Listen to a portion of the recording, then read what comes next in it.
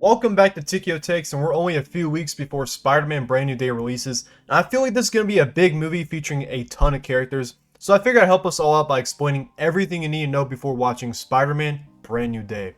And make sure to subscribe to the channel, as I will be dropping a Spider-Man Brand New Day related video every day until the film drops on the 31st. So before we talk about Spider-Man Brand New Day, we need to talk about how Peter Parker got here in the first place, because the ending of Spider-Man No Way Home completely changed Tom Holland's Spider-Man. After Mysterio reveals Spider-Man's identity to the world, Peter becomes one of the most hunted and controversial people on Earth. His friends are put in danger, his college future is destroyed, and eventually Peter asks Doctor Strange to cast a spell that makes the world forget he is Spider-Man. But the spell goes horribly wrong because Peter keeps changing it mid-cast to protect people like MJ and Ned from forgetting him. That instability tears open the multiverse, bringing in villains and Spider-Man from other universes like Green Goblin, Dr. Octopus, Electro, Sandman, and the Spider-Man played by Tobey Maguire and Andrew Garfield. And by the end of the movie, Peter realizes the only way to stop the multiverse collapse is for everyone to forget Peter Parker completely. Not just Spider-Man, Peter Parker. MJ forgets him, Ned forgets him, Happy Hogan no longer knows who he is. Peter is completely alone for the first time in the MCU. He moves into a tiny apartment, makes his own classic comic accurate suit, and fully becomes the street level Spider-Man fans have been wanting for years. And this is very similar to the actual comic Spider-Man Brand New Day. In the comics, Peter's life is reset after the controversial One More Day storyline, where Peter and Mary Jane make a deal with Mephisto to save Aunt May's life. In exchange, their marriage is erased from existence and the world forgets Spider-Man's identity. So Peter essentially starts over from scratch, broke, isolated, and rebuilding his life in New York. Now officially, Spider-Man Brand New Day takes place 4 years after No Way Home. Peter is now an adult living entirely alone in New York City, a city that no longer knows his name. And according to the film's synopsis, Peter has fully devoted himself to being Spider-Man. However, Peter will be dealing with a physical evolution that threatens his existence. And in the trailer, Peter goes to Bruce Banner, who is confirmed to be in this movie, so I think Bruce will act as this universe's Lizard to Peter, a brilliant scientist who will work with Peter, but may end up turning into a monster that Peter will have to defeat. But Banner says Peter's DNA is mutating, and I believe it's because he was in contact with his multiversal counterparts, who are much different than him, especially Tobey Maguire's Spider-Man, who naturally creates his own webbing, and Peter's body will recognize that and see that evolution is possible. And in the Spider-Man animated show, Peter's DNA starts to mutate and he eventually becomes Man-Spider. And that episode also featured a Punisher who had to take down Peter and subdue him. And I doubt we'll see Man-Spider in this movie, but I do have another theory for why Peter's DNA may be mutating. So, the post-credits scene of No Way Home featured Tom Hardy's Venom returning to his universe. However, he left a drop of Venom goo that may be a key plot point in this movie. Because if Peter's DNA is not mutating from being in contact with other Spider-Man, it could be from being infected with the Venom symbiote. Now, this is the case unless they really did retcon the entire scene from Venom: The Last Dance, where in Venom 3, Noel is the one who brings Eddie and Venom back to their universe, not Doctor Strange's spell. So it's highly unlikely the Venom symbiote will be in this movie, but I just thought that was a fun theory.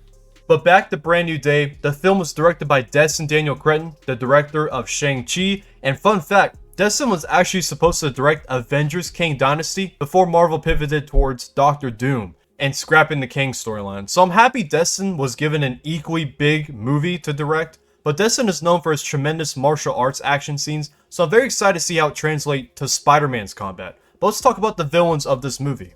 The confirmed villains for this movie right now are Scorpion, Tombstone, Boomerang, Tarantula, and the ninja organization known as The Hand. And heck, there's even the Punisher in this film, who is more of an anti-hero. But if you did not watch Punisher One Last Kill back in May, he is now fully devoted to helping other people and not his own personal vengeance.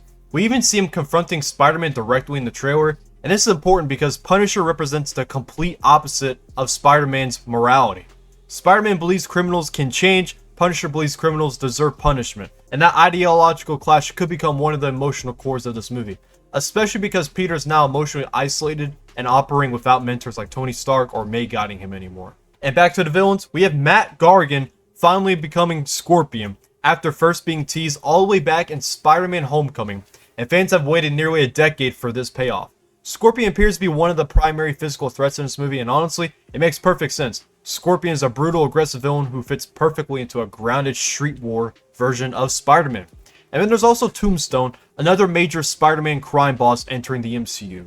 And in the comics, Tombstone is one of New York's most feared gangsters and frequently controls organized crime operations throughout the city. And I think this makes sense because Kingpin is no longer in New York based off of the end of Daredevil Born Again. So there's going to be a power vacuum where the next big gangster who runs the whole show is going to have to come up in New York City. And it's probably going to be Tombstone. And then Boomerang and Tarantula are confirmed in this movie. We saw them in the trailer. And these are so niche villains. In my opinion, they'll most likely be a part of a montage similar to the villains shown in Fantastic Four First Steps opening scene. But one of the craziest trailer reveals is the presence of the Hand Ninjas. The Hand is one of Marvel's oldest and deadliest criminal organizations. It's a secret ninja cult deeply tied to characters like Daredevil and Elektra. And in the trailer, we literally see Spider-Man fighting Hand Ninjas inside a prison sequence. And this gets really interesting when you connect it to Daredevil Born Again. So just in case you did not watch Daredevil Born Again show, I'll quickly recap the points you need to know. So Kingpin, aka Wilson Fisk, in Season 1 gets elected as mayor of New York City, and one of his main actions was creating the Anti-Vigilante Task Force, which was designed to arrest vigilantes in order to ensure nobody exposes the corruption he will commit as mayor. And in Season 2, Matt Murdock, the blind lawyer, aka Daredevil, actually revealed his identity to the public in order to help expose Fisk's crimes and ultimately get him removed from office. And that's why we see his former political advisor, Sheila Rivera, in the trailer handing the key to the city to Spider-Man. And she's most likely acting as interim mayor, if not elected mayor by the time this movie starts. But by outing his identity, Matt gets arrested for his crimes as Daredevil. So as of right now, in the MCU, Peter's lawyer from No Way Home is in jail. So seeing the Hand, a group Matt dealt with in Season 2 of the Netflix show and the Netflix Defender show, is raising a lot of questions. Will we finally see Daredevil and Spider-Man team up on the big screen? I think it's very likely, but something people aren't talking about enough is that it's more likely the prison scene has something to do with Scorpion, since the only time we've seen Scorpion in the MCU was at prison. So unfortunately, that is most likely why Spider-Man is fighting at a prison, but Matt Murdock did appear in No Way Home, so it's definitely still a possibility on the table. And then there's the biggest mystery in the entire movie right now, Sadie Sink. Sadie Sink is officially confirmed for the film, but Marvel has still refused to reveal who she's playing. And the biggest rumor right now is Jean Grey. And honestly, if that's true, that would be crazy. But at the same time, some fans may think Marvel could be intentionally misleading audiences, and she may actually be playing someone else. Maybe like Rachel Summers, the daughter of X-Men, Scott Summers and Jean Grey, or maybe Typhoid Mary, a villain who has multiple personalities with a different power for each personality. But if she is Jean Grey, then Brand New Day may be secretly laying the foundation for the MCU's future X-Men era. And that actually brings us to our final topic of this video, and that's the Department of Damage Control. And this is a government organization actually created, or maybe not created, but maybe funded by Tony Stark back all the way in the first Avengers movie. They were shown in the beginning of Spider-Man Homecoming, which was a flashback to the first Avengers movie, where they're helping taking care of the Battle of New York situation, helping clean up New York. And slowly, this organization has evolved more into like apprehending superheroes.